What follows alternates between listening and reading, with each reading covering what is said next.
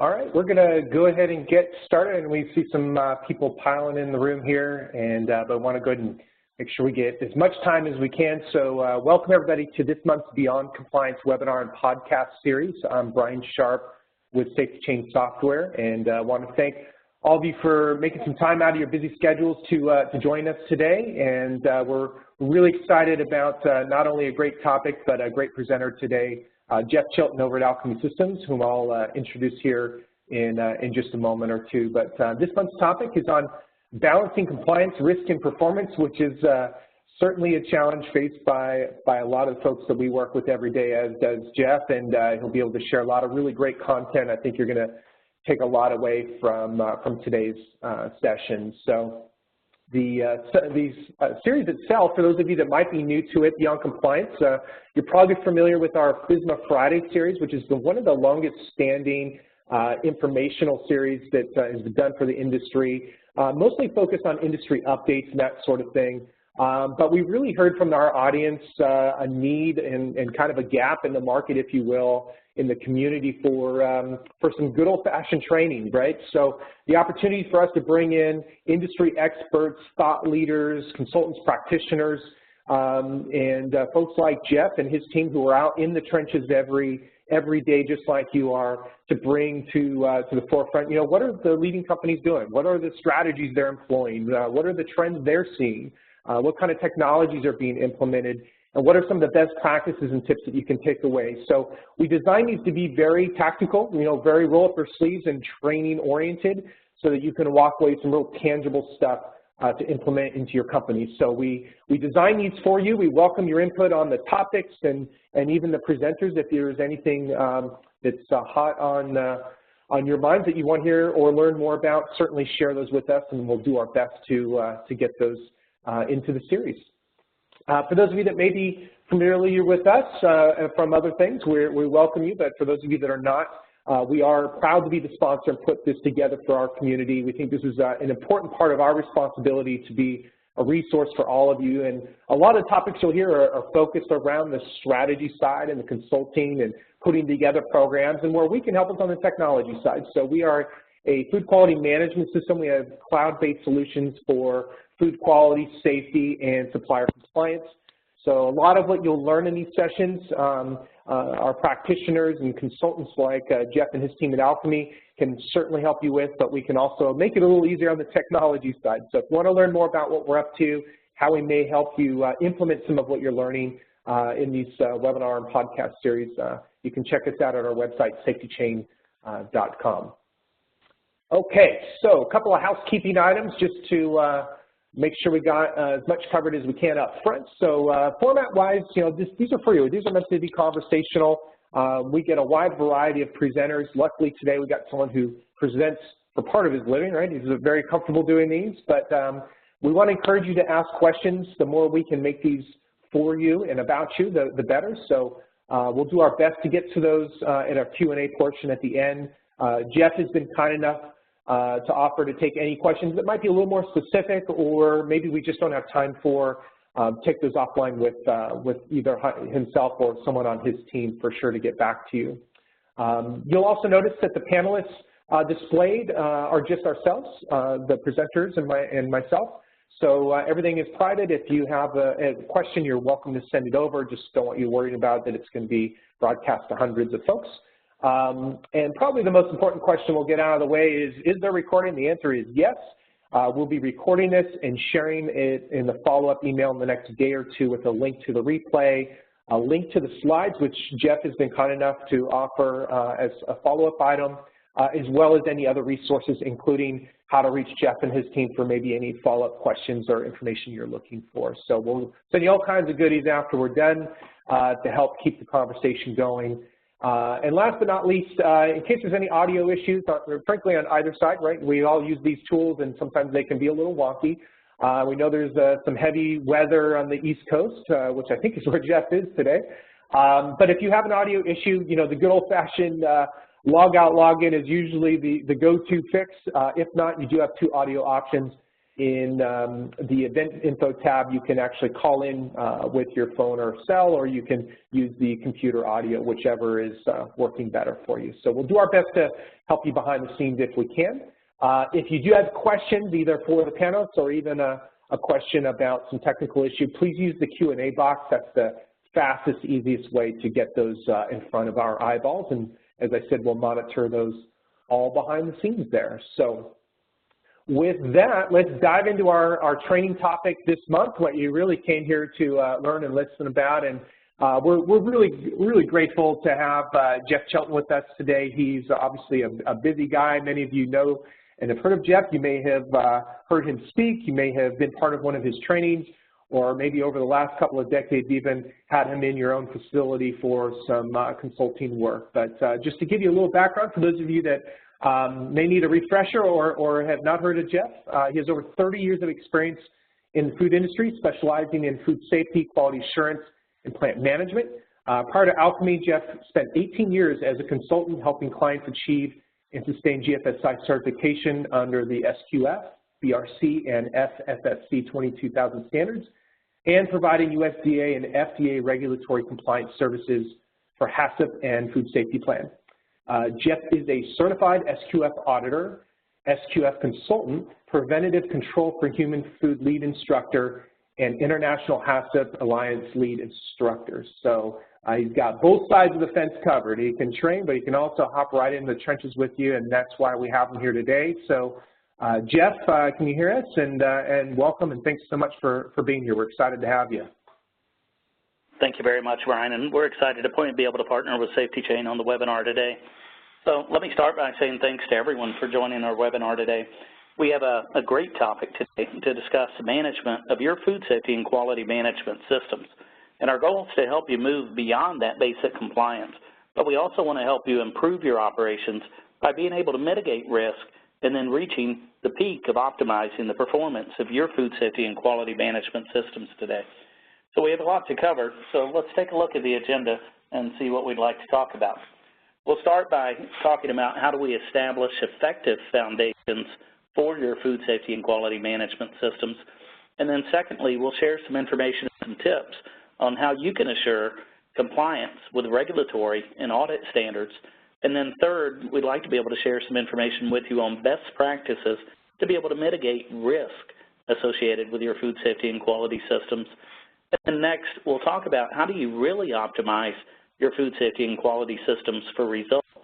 And then last, I'll be sharing information with you on how do you manage the overall food safety and quality management system effectively. And then at the end, we'll share a few resources with you that maybe you might find helpful. And then last, as Brian mentioned, we're more than happy to take your questions, so please feel free to input those into the question box, and we'll be able to address those at the end of the session, or even after the session's over. If you have any questions, you can feel free to reach out to us, and we'll be happy to help you with those as well. So the first thing that I'd like to do is talk to you about and thank you for your service in quality assurance itself. You know, quality assurance is one of the most difficult jobs. I personally served as a director of quality assurance for an organization with multiple plants for a number of years before I started my consulting businesses. And I realized that it's always a constant challenge to be able to assure the safety and the quality of your products, to be able to meet both customer and regulatory requirements, and yet still continue to work cooperatively with operations, maintenance, and sanitation and senior management to help you achieve the overall results that you want to for your individual companies. So when we talk about establishing the foundations for your food safety and quality management system, let's take a minute and think about there's really 4 key levels of the food safety and quality management system that we'd like to address. The first level is making sure that we establish a strong foundation of prerequisite programs. And this foundation is just like a foundation that would be necessary for your house to be able to maintain the stability of your home itself. And the same thing's necessary for your food safety and quality systems as well. So when we think about these different types of prerequisite programs, it includes all the basic programs like your sanitation and your maintenance and your allergen control, and all those different prerequisite programs that make up the foundation of your food safety and quality systems.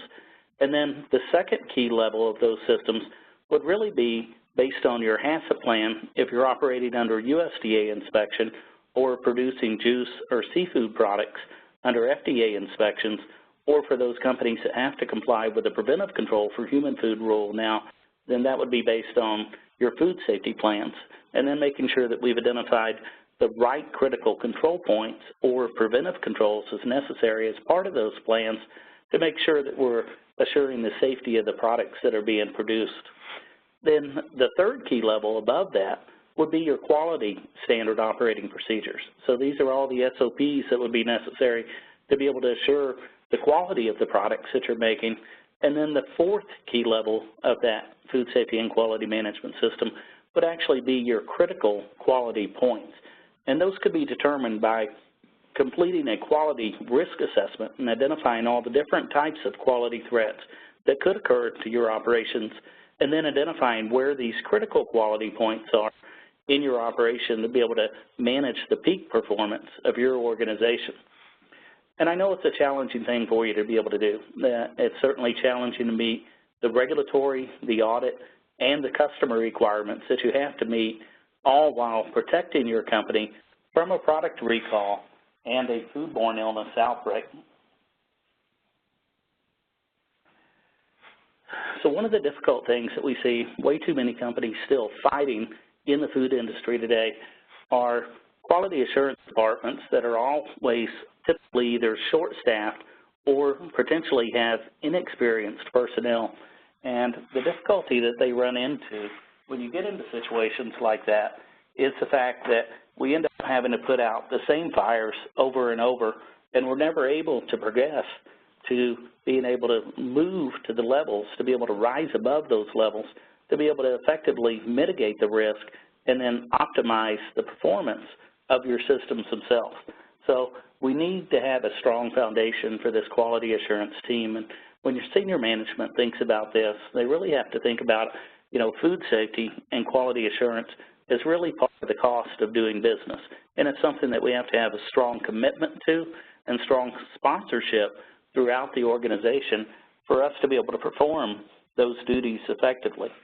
So the QA management starts with strong leadership, and then hopefully you have, an excellent either VP or director level at that quality assurance, and then with the managers that you have in place to be able to have a good leadership role that can work effectively with the other departments to be able to advocate the types of changes that need to be made. And then you certainly need to have a sufficient staff of the quality assurance technicians that would include coverage for multiple shifts as well to make sure that we have the people in place to assure the safety and the quality of the products that are needed. And then it's critical to be able to promote a positive food safety culture with QA and operations both working cooperatively, that we certainly should not be working against each other, but we should be working together with the same goal of making sure that we produce safe and quality products to make sure that no one does get sick from the products that we make, and that we're making high quality products so that our customers can enjoy those products each and every day and continue to repeat the sales of those products to be able to grow your businesses over time.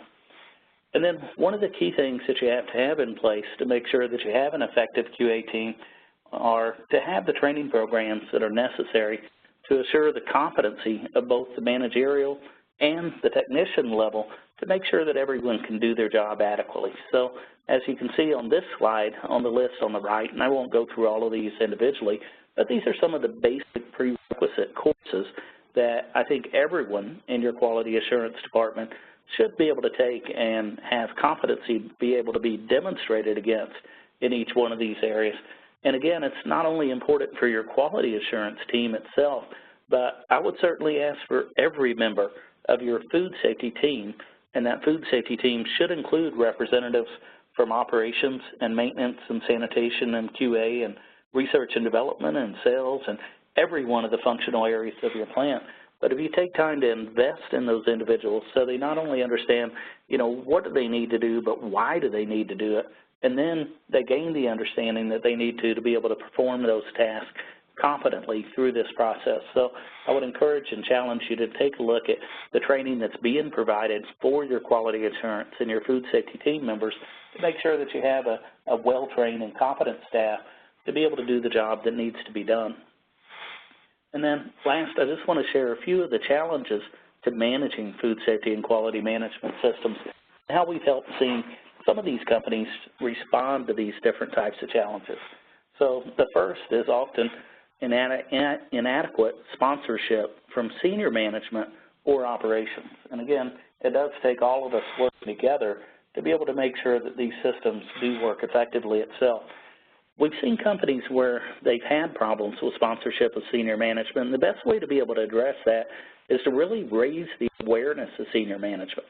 And I've been fortunate and privileged to be able to go into many of our client companies and just do a short training program for their senior management staff that may only take an hour or up to 2 hours or so of their time at the most. But when you share with that executive management some of the risks that the businesses face in terms of product recalls and foodborne illness outbreaks and some of the lawsuits that occur from that, it really helps them understand what can go wrong in the industry and help increase that sponsorship so you have the resources you need to be able to do the job right as well. You know, other challenges, as we talked about before, were inadequate staffing or turnover in new QA personnel. So it is important to have resources that are necessary to maintain an appropriate staff. And then once you get those people, make sure you invest in the quality assurance personnel to help them develop and grow professionally in their positions. Other challenges that are faced are the customer specifications and complaints. And what we would really encourage you to do in this area is to make sure that you have achievable and realistic customer specifications, ones your customers certainly agree to, but also ones that you're capable of being able to meet those specifications based on your manufacturing process capability. And by having an acceptable specification for both parties, we'll be able to help you reduce those customer complaints. And then other challenges are audit management, that certainly companies are having to go through a number of audits every year, and be able to manage those audit processes effectively are critical. And we do have some additional slides coming up that I'll talk about that in a little bit more detail. And then one of the greatest challenges in managing food safety and quality systems are the huge number of procedures and forms and records that have to be controlled, both in the procedures themselves and the forms, but also in the records that are generated on a daily basis. Even I'm doing a SQF audit at a facility today and going through this audit. Now, I assure you we have no less than 20 different large manuals and then banker boxes worth of records. And it's a frustrating way to be able to work through these systems. And there's certainly great ways to be able to automate those processes that you can drive that entire audit system electronically to help you improve the efficiency of that operation. And then a few other challenges are the regulatory agency interactions. So specifically in USDA facilities, this can be quite a challenge where they have inspectors present in the facility every single day, but also in FDA facilities where you'll periodically have visits from the FDA themselves or State Department of Agriculture.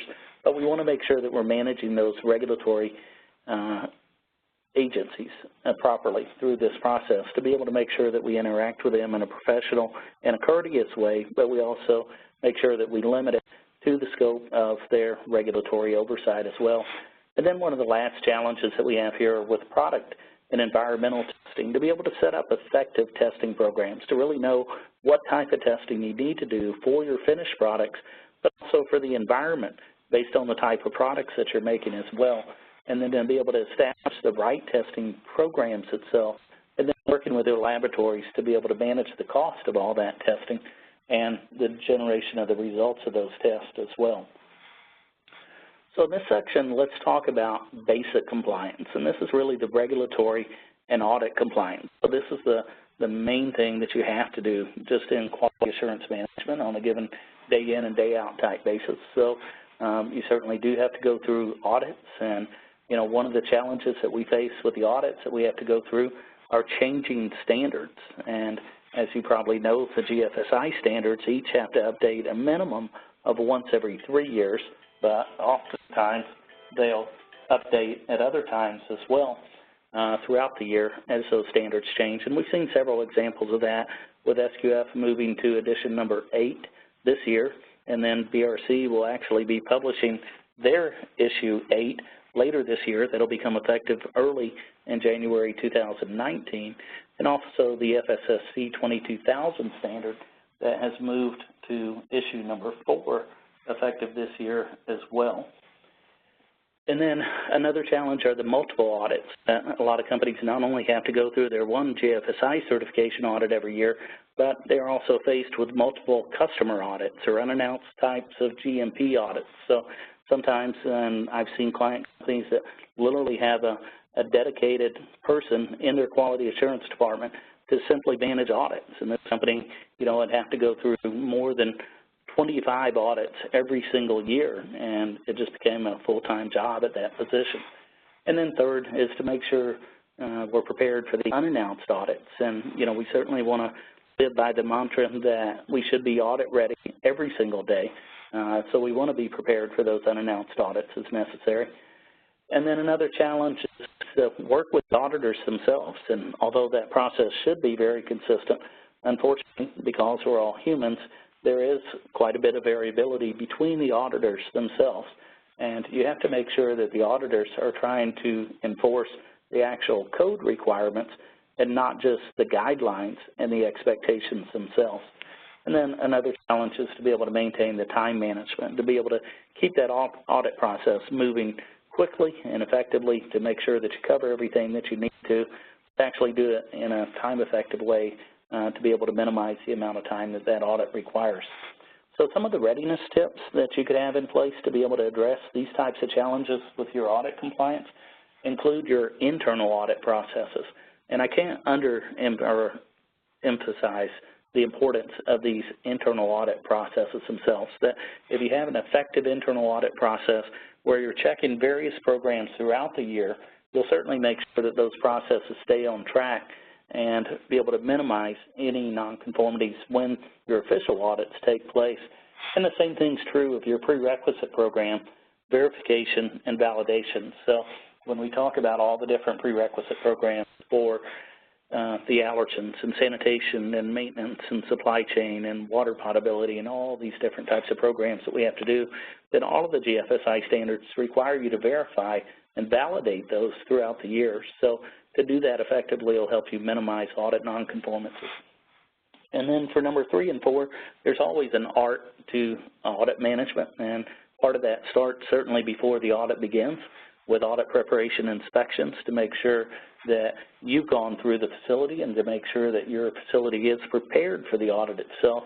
And, the one thing that I'll share with you is you should never be surprised by an audit nonconformance, that you certainly need to know what's going on within your own facilities first, and then even if it does end up being a nonconformance, then it should be something that you were already aware of and just weren't able to address fully prior to the audit. And then fourth, to have an audit management strategy. So there's always a good way to make sure that your audits work well. So think about that in advance in terms of what type of products that you're going to be making on the day of the audit, and certainly having your pest control company be able to visit your facility the day prior to the audit and make sure there's no surprises there.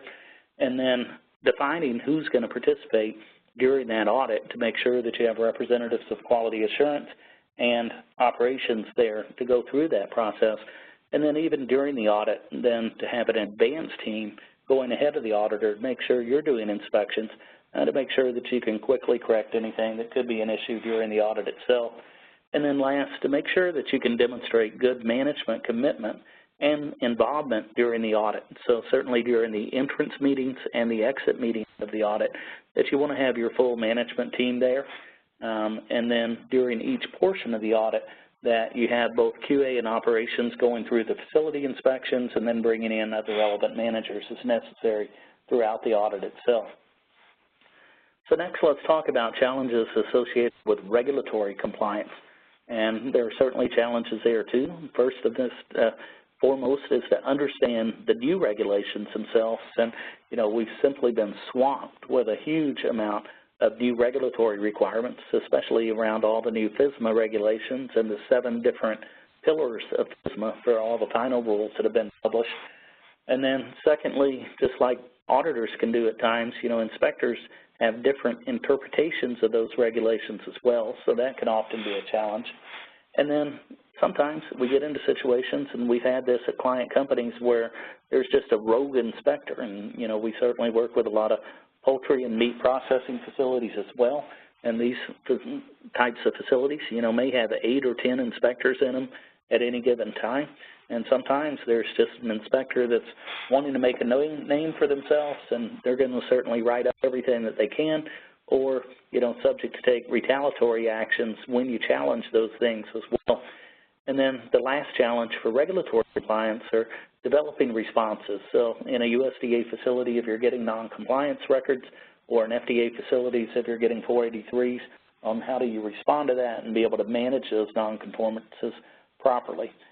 So let me share some of the tips with you on how to address regulatory compliance.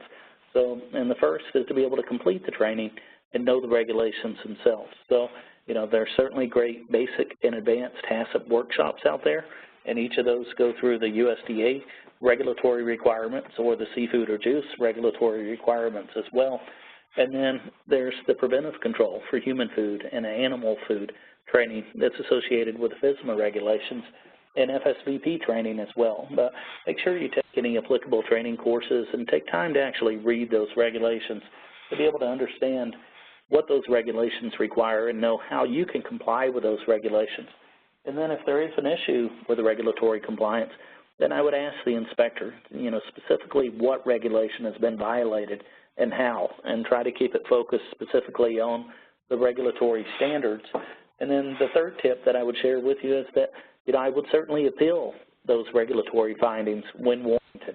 And as I mentioned, the example that we had at the poultry plant with a rogue inspector, once we took a position and we started appealing those non-compliance records that were not fully warranted when they were misstated or miswritten based on the conditions that were actually observed in the plant, then, I certainly don't advocate appealing every single one of those types of items, but it is good for you to do to be able to appeal those when it's appropriate.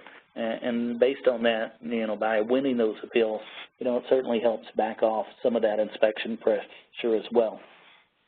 Then other tips for regulatory compliance are to present only the required information. So it's just like when you're in a court of law, anything you say can and will be used against you. So again, we certainly do want to be professional and we want to be courteous, but we only want to answer the questions and we don't want to volunteer additional information. And then the sixth tip here is to control the inspection of the identified scope.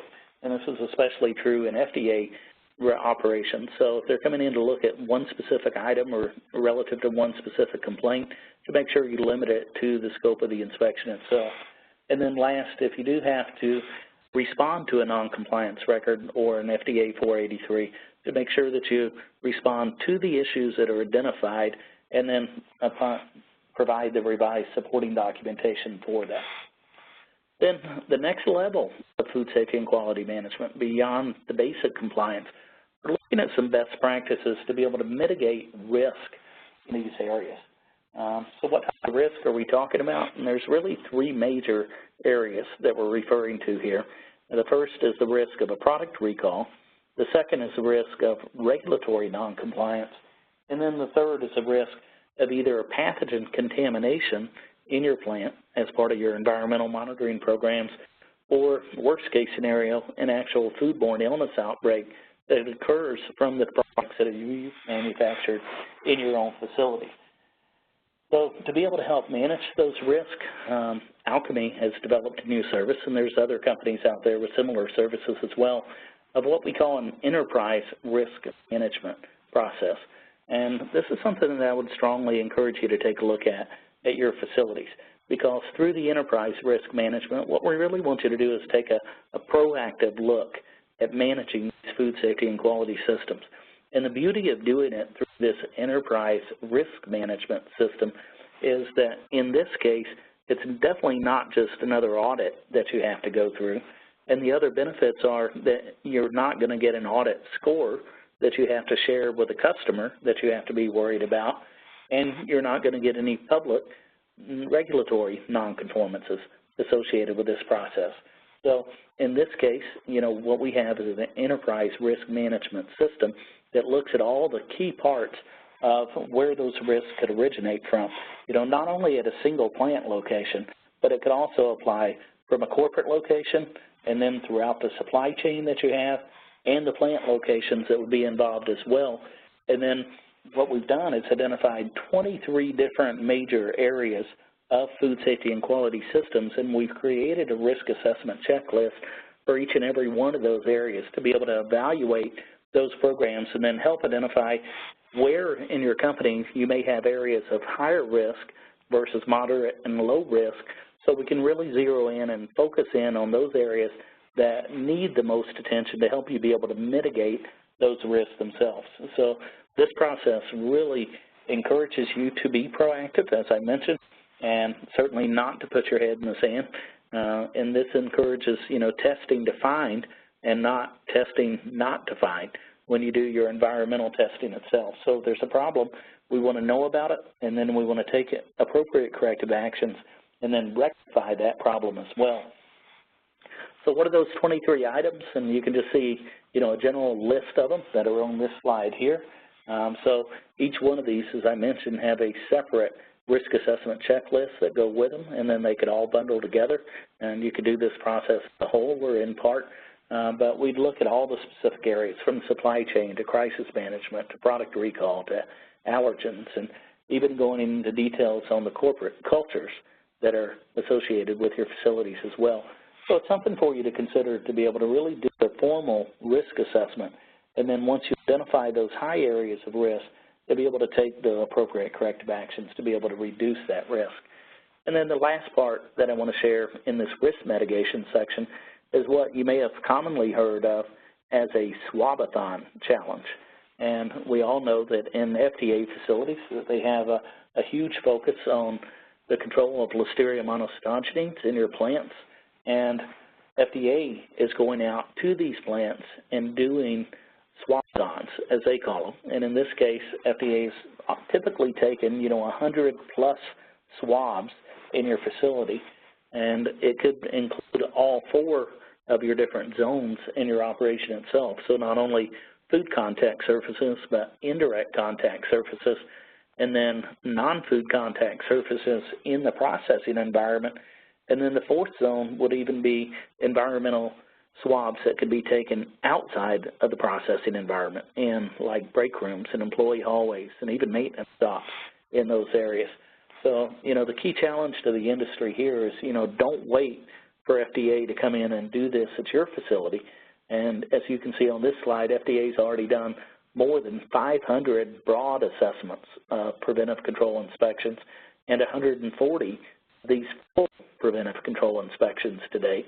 So we really just want to encourage you to be proactive to do this on your own, that we've worked with a lot of companies to come in and perform this Swab-A-Thon, identify where the swabs should be taken, and then to be able to manage that process, then look at the results of that, and then to be able to help them improve the sanitation levels and their food safety and quality systems through this process.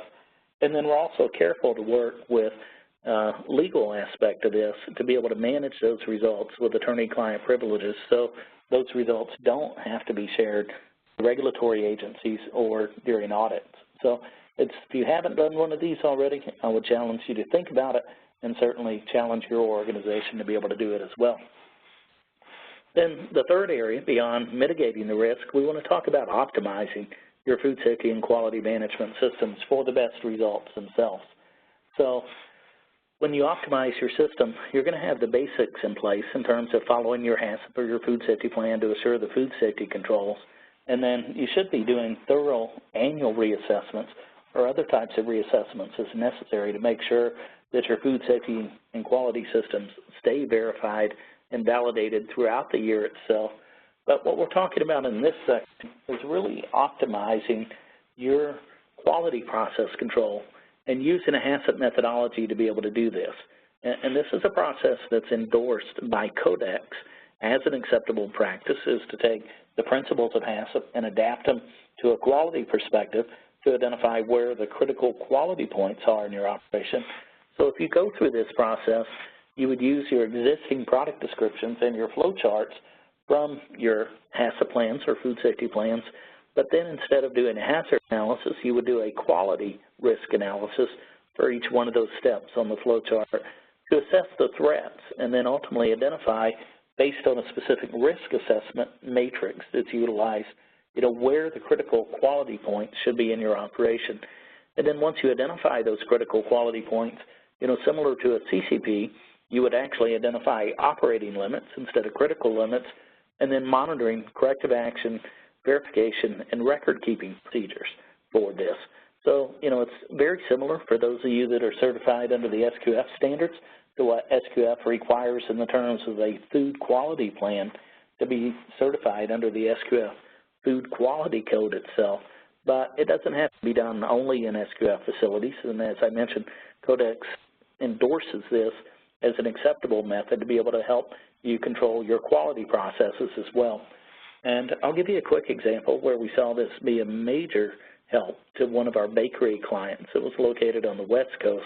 And this client, honestly, at first had a compliance perspective, so we helped them write a food quality plan, and the only critical quality point that we identified in that food quality plan was simply based on measuring the net weight of the product to packaging and verifying the right lot codes were on there.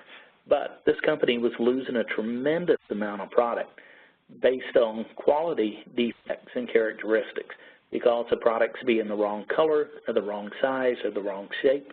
And when we reassessed their food quality plan, it really went back to the customer specification, and then we identified critical quality points around specific things like the size in terms of the width and the length and the thickness of the different products that were being made, and then some additional control in the baking operation to be able to control the color. Then this company was able to substantially increase their product yields and to be able to reduce the waste that they had, and they did it all through this type of formal quality process control system. So some of the ways that you can optimize your food safety and quality systems are, first, as we mentioned, to have realistic product specifications in place. And again, those should be mutually agreeable between the customer, but also between you as a manufacturing company to make sure that you can achieve what's required in those product specifications. And those specifications should be the foundation for the identification of the critical quality points that would be documented in your quality process control plan, and then to be able to execute that plan, to be able to improve your product consistency and your yields. And then another tip to automate or to optimize your food safety and quality system is to be able to automate those systems. That, again, we talked about the challenge of all the documents and the procedures and the forms, and then ultimately the records that have to be generated each and every day as part of that process. And there's, certainly great tools like Safety Chain to help you automate those systems. And then once you have all that information in those systems, then it's much more easy to be able to measure the results of those systems and to be able to perform trend analysis over time. And then the benefits of being able to optimize your system in these ways would be able to have a reduced amount of out-of-specification products that have to be put on hold. It can also result in increased product yields from less rework and condemned product. It could help you reduce the need for corrective and preventative actions and root cause analysis that have to be done. And then through the system automation, it can greatly help you reduce the time and the labor that's required for record-keeping activities. And then ultimately, you'd like to be in a position where you can manage your entire system and the audits and the results electronically through this process. And then the last part of this presentation that I want to talk about is once you have these systems in place, how do you manage that system effectively itself? And then in this section, we're really going to be talking about how you measure your food safety and quality system. What are the metrics that you should use? And every single company should be able to define those objectives. And this is an actual requirement of every one of the GFSI standards, that when you're required to have a food safety or a quality policy statement based on each one of these standards, every single one of those standards within that policy statement actually requires you to establish and review food safety and quality objectives. So in this case, you need to define what are the objectives that you need to measure your food safety and quality systems by, and then ultimately what are the goals that you can set for those objectives, because you want to be able to routinely measure that to be able to demonstrate that you're continuously improving with your food safety and quality systems.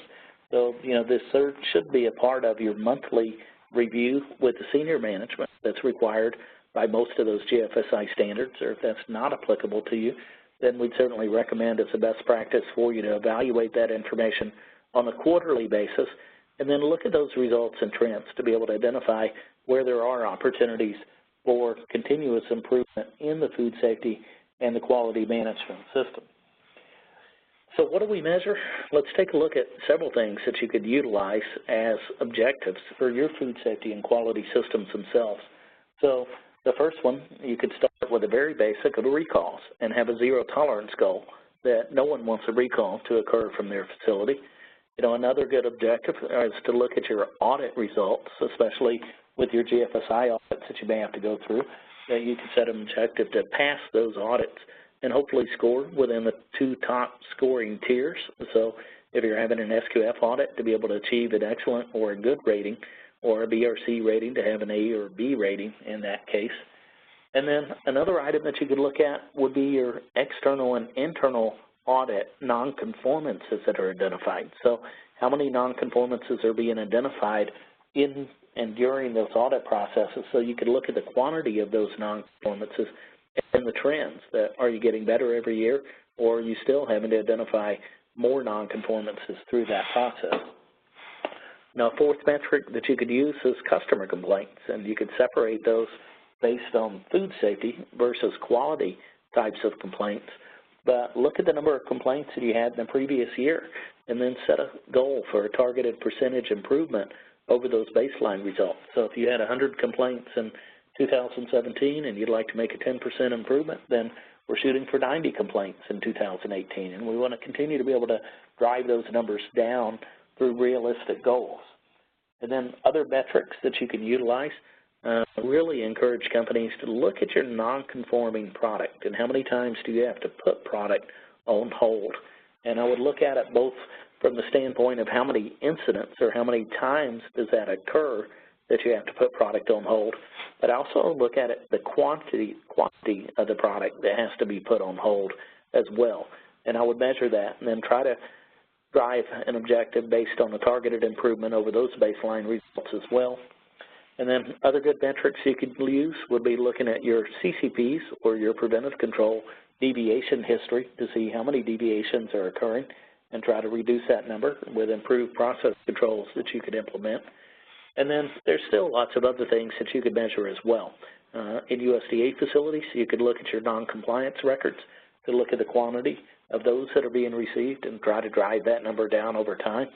And then for all companies, I really encourage you to look at vendor nonconformances. And this is an area that often gets overlooked, but it's critically important to your supply chain management. So, from the time that you're receiving your raw materials or your packaging materials in your operations themselves, how many times does it happen that that product may not be acceptable during that receiving process, or how many times does a truck show up with a load of damaged materials or a product that may be out of specification for you in terms of the dates or the shelf life or lot codes that are going to be required, or potentially even not meeting your CLA requirements as well. So I would make sure that you have a process in place to measure those vendor nonconformances, and then again trying to drive those down through improvements in your supply chain process.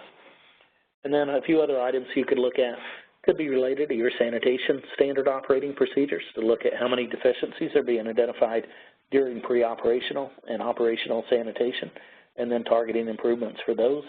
And then a few more to look at microbiological results, both for your finished product testing and environmental testing, to see what percentage of those results are in compliance with the standards or the goals that you've set for yourself as a company. And then last, looking at your corrective action results, for how many times are you having to take corrective and preventative actions, and are you really effectively preventing the reoccurring deficiencies through those processes.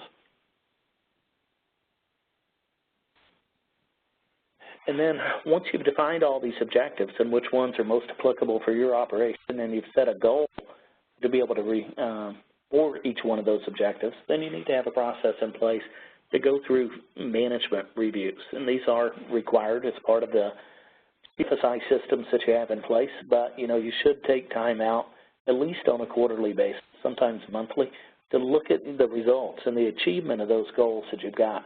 But during the formal management reviews, it's absolutely imperative that you have the senior management of your organization present for this meeting, and that includes up to the CEO and the president of your organization as well, along with the vice presidents and the operations management that's involved with that, so that everyone's aware of the results of the food safety and quality systems that are being measured, and then you consider the various inputs of those results, and then you look at the results themselves, and then based on whether you're accomplishing your goals or not accomplishing those goals, then really determine what are the necessary outputs to be able to address those problem areas and to really be able to drive continuous improvement. And then as you look at that over a period of time, you'll be able to see where you've continually improved your food safety and quality management systems. And then the last thing that I want to share with you here is, again, one more encouragement to really consider food safety and quality system automation. And it just absolutely amazes me how many food processing companies that I go into today that are still using entirely paper-based system for their food safety and quality systems. And, every single company will typically have ERP systems that are in place for their accounting systems, and most companies have different types of software systems that are in place for their preventive maintenance programs and either sanitation, master sanitation schedules themselves. But so many companies are still trying to manage their food safety and quality with paper systems, just like the audit that I shared with you today. And we've got, 20-plus large hard copy manuals there and just boxes of records. And it makes it difficult to be able to go through that information in a timely and an organized fashion. So, there's certainly some great systems that are out there, and keep in mind your paper records can be replaced with electronic records very easily. So we just really highly recommend that you electronically automate these systems themselves and then utilize software systems such as Safety Chain to be able to help you do that. And then, a big thing is to be able to analyze the results of that. I'll give you a quick story and an example of how that can be so helpful. As I was working with one particular client company and doing a verification and validation of their sanitation processes themselves. And part of that process that I was doing was looking at their results of the environmental monitoring that they had. And this was not going into an electronic system. So essentially, this company was doing environmental tests multiple times per month. They were getting the results back from the lab. They're putting them in a file folder and not really managing those results. But as part of the verification and validation, I did a trend analysis of all those results over time. And it really stood out that there were some serious red flags where there were recurring positive samples in particular areas of the plant. And they just weren't connecting the dots between all those different pieces of paper that were being filed away month to month. And, the beauty of having the automated systems like this is you can really get those results quickly and then to be able to do those trend analysis that could help you head off and prevent a catastrophic issue that could have resulted as a foodborne illness in this company itself, or to be able to manage the results to be able to help you drive the continuous improvement that you're looking for as well. So I really do encourage companies to consider all the options available for that. And then last, we just want to share a few resources with you, and then we'll stop and take a few questions from you as well, if you'd like. So at Alchemy, we have our professional services consulting division itself. And, I'm very proud of what we built there, and I really think we have, the best team of consultants in the country that are located across the country itself. The ways that we work with client companies is that we help companies with GFSI compliance. So we've helped many companies achieve their initial certification, but beyond that, through their internal auditing process, helping them to make sure that they sustain those certifications and that they score well during those audits each and every year as well.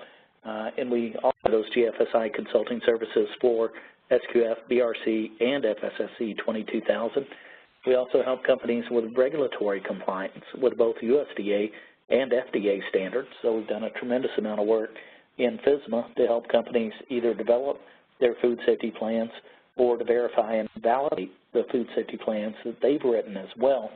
And then we also teach a lot of courses as well between the preventive control for human food and animal food workshops and basic and advanced HACCP training as well. So, if we can certainly ever assist you in your facility, we'd be more than happy to be able to do that as well.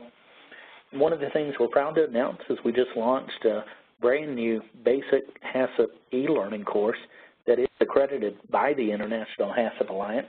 And we launched this on what we call the Alchemy Academy, which I hope you're familiar with, or if you're not, then I would encourage you to take a look at it. But the Alchemy Academy is a new LMS that we set up for business to professional training, and we have an online PCQI training on this course. And in addition, we've got a number of other courses for internal auditing, basics, and advanced, and we have a number of courses in development for advanced HACCP, along with statistical process control, CAPA, and root cause analysis coming too. So please take a look at the Alchemy Academy, and it's a great way to be able to meet the training requirements without having to incur the cost and the time to travel away from your facility to be able to do that. If you'd like to join us in person for our next Preventive Control for Human Food training, that course is going to be taught in Austin, Texas, which is a great town to visit, and that's where Alchemy's corporate headquarters are. So we'll be teaching that course on May 15th through 17th, so we'd encourage you to join us for that if you would like. And then last, just keep in mind Alchemy's core product are the training solutions that we have and the platform that we've got, to where companies purchase this training platform and they receive a full library of workplace safety and food safety training topics, and then all of that training can be customized specifically for your operation as well, with your own content and pictures of your own facility. And then that training is delivered in a very engaging way, where every employee gets a clicker in their hand like a remote, and then they get to answer the questions. So it's very interactive, and it gets the employees engaged, and it gives you a great way to assure the effectiveness of the training and make sure that they understand what they need to. And then beyond the training platform, we also have a coach application, which is a mobile tablet application that you can take into the plant to be able to verify the effectiveness of the training. And then all of those training records feed into the Alchemy Manager system that gives you a great way to be able to manage all those training records and documents so you do stay audit ready all the time. So with that, Brian, I'll turn it back over to you, and we can take a few questions at the end. Yeah, no, thank you so much, Jeff. Well, first, I'm glad you shared all those resources, because I was going to do the same. You guys have a ton of great stuff, and obviously, you can see the advantage of having someone like Jeff and his team over there at Alchemy on your team. So thanks for really great presentation. This is textbook, right? This is what the whole series was about, getting beyond compliance. So you covered a lot of ground. Could ask a ton of questions, but I'll try and cover a few here. Just first would be, you mentioned some really specific takeaways, and I'm curious if there's any other suggestions, depending on where people are starting at, just some basic things they can do to get started in these various areas. You mentioned one was like the Swab-A-Thon challenge. That's a great example. Do you have any other common ones that you recommend as people are trying to maybe get started on their own before they're able to bring in someone like you? Yeah, so I would try to look to make sure they have the basic elements in place for their systems itself. But, I really want to emphasize the importance of the annual reassessments or reanalysis that have to be performed of your HACCP or your food safety plan systems. And I just mentioned that in the slides briefly, but, a good reanalysis or reassessment is far more than just changing the date on a cover page on a food safety plan. But it really takes time to actually go through all of your written programs that are related to food safety and quality and those prerequisite programs, just to make sure that everything in those programs are still accurate. And then secondly, it should include a very detailed plan audit to make sure that the requirements of those programs have actually been implemented. And then third, there should be an extensive record review process as well. And when we do this at client companies, we actually go through 60 days worth of records to make sure that the records demonstrate that all the requirements of the HACCP plans or food safety plans have been implemented in terms of looking at the records to make sure that all the limits have been achieved and that all the monitoring and the verification tasks have been done as well, and then corrective actions have been taken when necessary. So, you know, these annual reassessment and validation processes, great tools to be able to help you drive improvement through these systems. No, that's a great tip. Thank you. That's exactly what I was looking for. How about, we're getting a lot of questions about, you know, you mentioned the new iterations, the Edition 8 for SQF, BRC. What are you seeing out there in these first few months? Obviously, people were getting ahead of this, but can you just share what you're seeing out in the market in terms of what companies are doing to adjust? Has it been challenging? Is there any common pitfalls to avoid, or is it not as painful as maybe people were fearing? Just any general feedback on what you're seeing out there, because I know you do a lot of help in that area as well. I'll give you a couple great examples of that, Brian. And one is, you know, we've always tried to work proactively with our clients to help make sure they're ready before that audit begins, and that's just critically important. So with our clients, we would take them through what we call an SQF Edition 8 conversion process. So anywhere there were new programs required for Edition 8, and there's a lot of new programs required, or changes to existing programs, we would go in and help our client companies create those processes.